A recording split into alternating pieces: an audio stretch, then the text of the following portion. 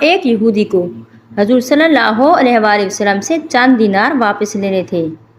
تو آپ صلی اللہ علیہ وآلہ وسلم کہیں جا رہے تھے تو راستے میں یہودی نے آپ صلی اللہ علیہ وآلہ وسلم کو روک لیا اور کہنے لگا کہ جب تک میرے دینار واپس نہیں کرتے میں آپ کو یہاں سے جانے نہیں دوں گا۔ تو اس پر ہمارے پاک پیغمبر صلی اللہ علیہ وآلہ وسلم نے فرمایا کہ ابھی میرے پاس دینار نہیں ہے، میں بعد میں دے دوں گا۔ لیکن یہودی نے کہا کہ میں آپ کو جانے نہیں دوں گا۔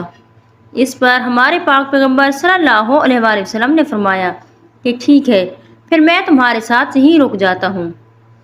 اس کے بعد یک کے بعد دیگرے تھوڑا تھوڑا کر کے سب صحابہ جمع ہو گئے اور صحابہ نے ارادہ کیا کہ اس یہودی کو مار ڈالیں، لیکن آپ صلی اللہ علیہ وآلہ وسلم نے ایسا کرنے سے منع فرمایا۔